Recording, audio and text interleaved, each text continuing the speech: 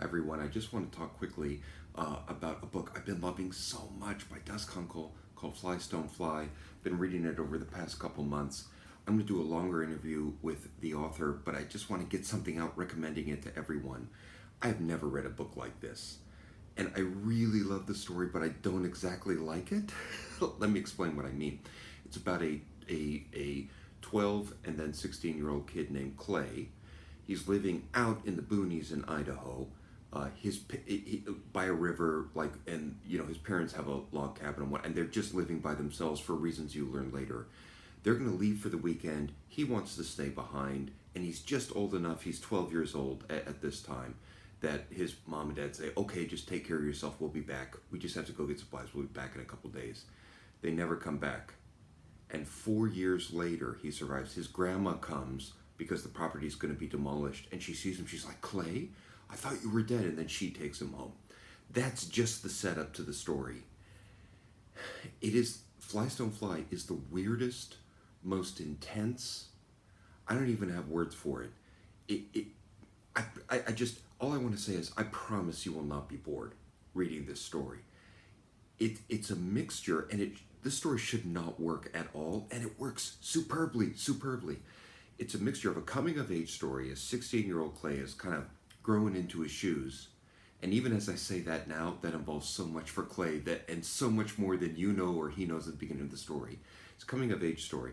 It's a Western about a small town named Junction City, and there's a big bad guy, and Clay and the big bad guy have a showdown at high noon at the end. There are elements of that. And it's this amazing fantasy story as well.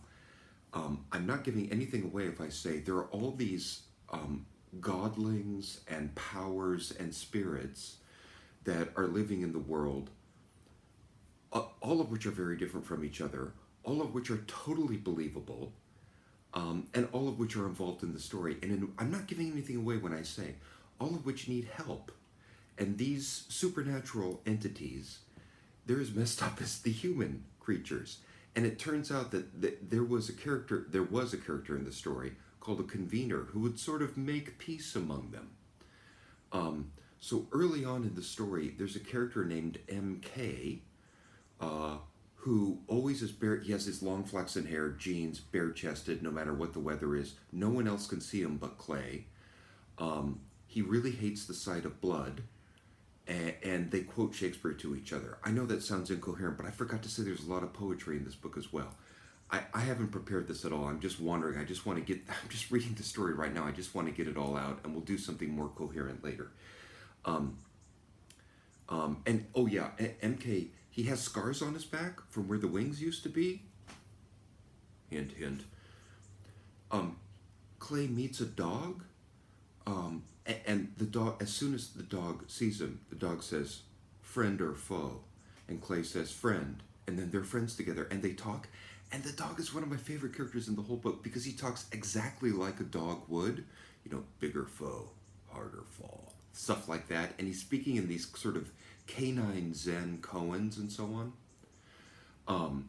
Clay has this, he gets dunked in a river early on, and he has this vision of this, I don't know what kind of creature it is that speaks this prophecy to him and has a sword in its mouth, and so on, and you keep meeting these new, supernatural beings as you go through the story.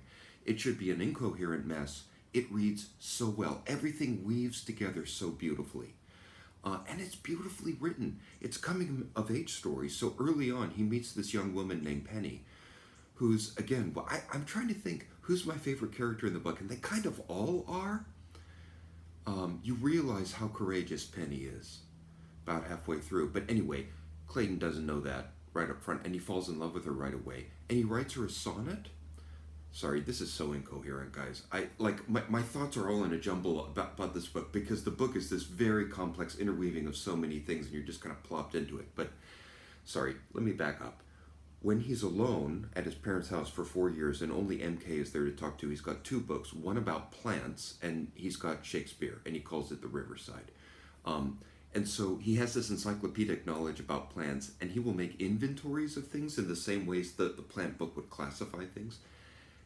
And he'll do inventories sometimes in really funny ways and sometimes in really tragic ways. And then he's got Shakespeare. So he's quoting Shakespeare all the time, and he and MK have this game where they quote back and forth. Um, and when he's at school for the first date, he writes in Elizabethan English because that's all he knows. And he writes a poem for Penny, this young woman he's fallen in love with. He writes a Shakespearean sonnet, and it's gorgeous. It's great poetry. And of course, Dust Kunkel, the author, is standing behind that. Okay, where am I? Okay, combination of genres that shouldn't work. A really beautiful story. I can't remember where I was going with that. It's early on a Saturday morning. I haven't finished my coffee yet. Sorry about this, guys. Maybe I won't even post this. But it's okay. When you suspend your disbelief in reading a story, obviously we do that all the time. This story should be unbelievable, but every time a new power shows up or something weird happens or Clayton sees a ghost or he meets a monster, it's like, oh yeah, I get it. It's completely believable for some reason. I haven't quite figured out why. I think part of it is the physical descriptions are so gorgeous. The homestead where Clayton grew up with the house and the river and the fields, I feel like I've been there. He describes it so vividly. He's a great narrator. Here's the only other thing I want to say, and I'll stop this incoherent video. There's a huge amount of love in this book, a huge amount of love. And there's a huge amount of pain and anger and violence, too. At one point in the story, early on, Clayton's getting beaten up by the school bullies. And in fact, he's driving with his grandma by the school, and he's like, I want to go there because there are books there, and he loves to read. And his grandma's like, no, you are not ready. And he insists he wants to go. And at one point he says, if I had known how evil that place would have been, I never would have gone. It's a great line. He's getting beaten up by the school bullies. And as I'm reading, I'm thinking, okay, coming of age, yeah, fine. And then the school bullies pull down his pants and they're going to castrate him. Now, minor spoiler warning, it doesn't happen. Another character intervenes. But I was reading it, I was like, oh, whoa, this story is not messing around.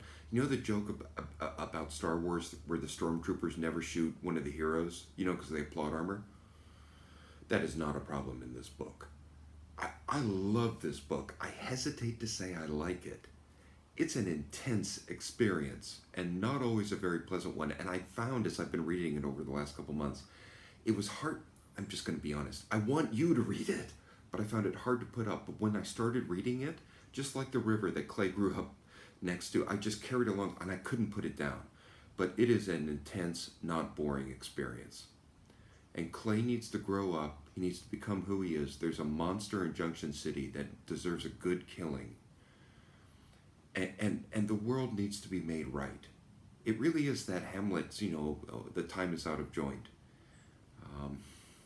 It's a powerhouse of a book.